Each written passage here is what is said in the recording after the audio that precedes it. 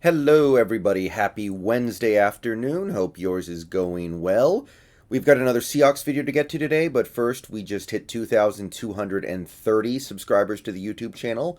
I want to give a shout out to all the subscribers, and as always, special tip of the cap to the channel members, especially elite channel members HaWKxA, Brandon Mikel, Rip, Scott Todd, Hasher for MVP, VGK Tigers, John Harper, and Salacious Crumb. Well, it's time for another end-of-year final evaluation of a certain aspect of this team that I wanted to monitor throughout 2020. And since it's Wednesday, of course, we're doing Wagner Watch. And this is going to be kind of interesting to navigate because I know there are a lot of Seahawks fans out there who watch my videos who don't care for my takes on Bobby Wagner recently. I've been pretty down on him lately. I've not had many nice things to say about his play, and I don't think that's really changed that much after this most recent 49ers game, where Bobby played pretty well. He played fine. He was good in run defense. He did not get picked on in coverage. He held up actually very well in coverage overall, and I think if you were to look over the way he played over that 60-minute span, you would say he played fine.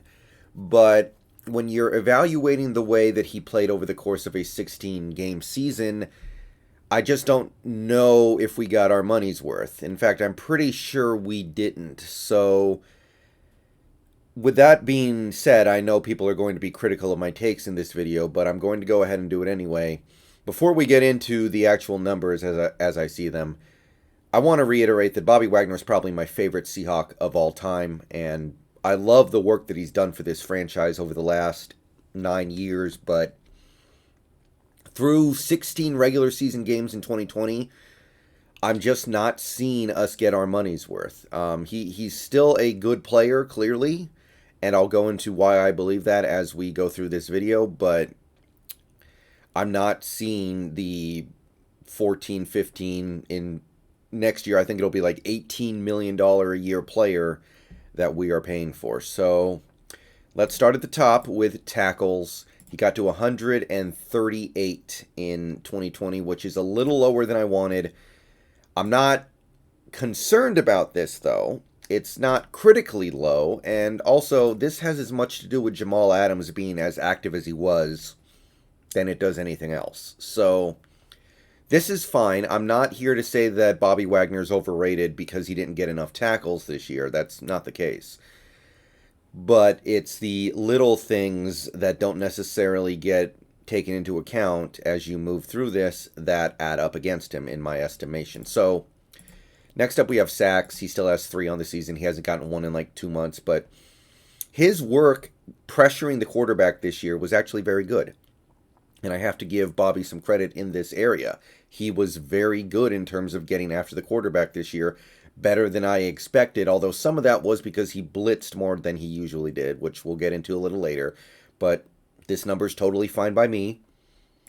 What's not fine by me would be his missed tackle rate in 2020.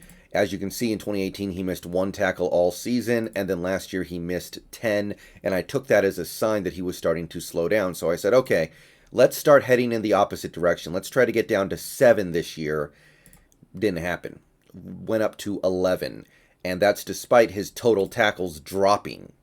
So his missed tackle rate went up from 6% last year to almost 7.5% this year, which, I don't know. I understand that it's just a couple of missed tackles over the course of a season. Like, if he had 1 fewer missed tackle per month, he would have been fine. I understand that. And that might not seem like that big of a deal, but we need to have high standards for our highly paid players, and Bobby Wagner is certainly one of them. So I'm looking at this and wondering, why is he missing more tackles than he did before? Is he wearing down? And I feel like the answer may very well be yes. All right, solo tackles, he got to 81, which is a small downtick from where he was the previous 2 years, and it was below what I wanted. So there was a lot of pile jumping for Bobby in 2020. Again, I am not concerned about this. This is not something I'm really holding against him. Woo, excuse me, sorry. it's not something I'm really holding against him because, again, Jamal Adams had a big impact on what he was able to do this year, maybe even bigger than I expected. So 81, it's fine. I'm not going to hold this against him. QB pressures, I wanted to see 6, which is what he had in 2019, 2018. He had 12. And some of that's because he blitzed a whole heck of a lot more. However, it's still impressive, and it's still indicative of something he did pretty well in this year. So, yeah, 12 QB pressures from a middle linebacker in this defense, pretty good. Tackles for loss, I wanted to see improvement from him in this area, and technically he did. He went from 6 in 2018 to 7 in 2019 to 8 this season. He picked up 1 against the Niners. I don't know. I was hoping for a little bit of a bigger impact in terms of making plays in the backfield from Bobby this year.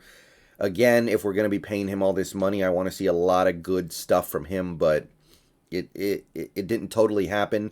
That being said, 8 is not necessarily anything to criticize him over. There are only a few middle linebackers out there who play like Bobby who get significantly more than 8.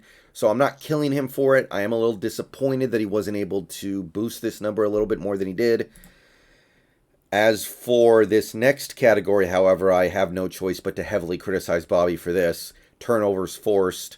I wanted to see him be involved in 4 turnovers this season. He was involved in 1, and it was him falling on a fumble that somebody else forced. So people have kind of gotten on my case a little bit for criticizing Bobby for not being involved in turnovers, but guys, he was on the field for almost 1,150 snaps as a defensive player this year. 1,150, and he didn't really force a single turnover. He was involved in 1 by falling on a loose football. That's really hard to do.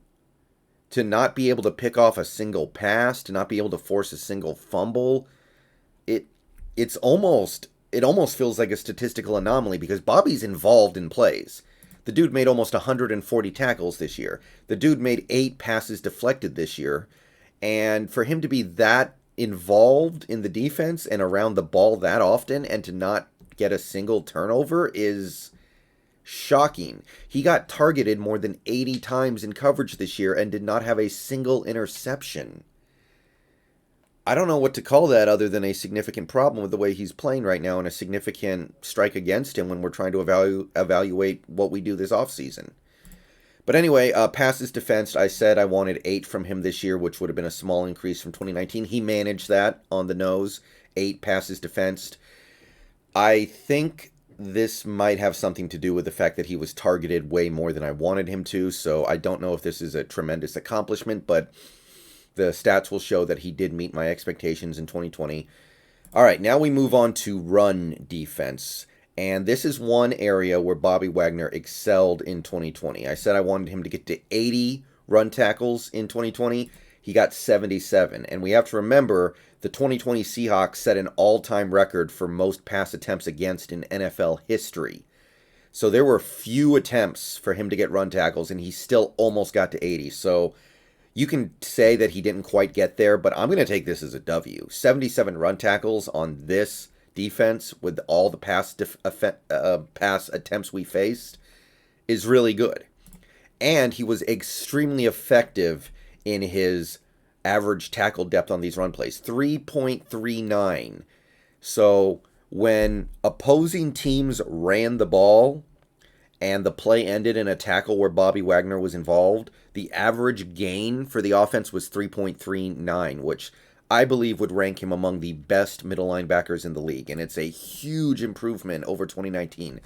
So to the people out there who like Bobby and you want to defend him, this is one area where you can point to and say he got a lot better. He was a much better run defender in 2020, and he was probably one of the best run defenders in the league. You guys know how I feel about run defense, but it's not worthless, so hey, credit where credit is due. Bobby did great work as a run defender in 2020.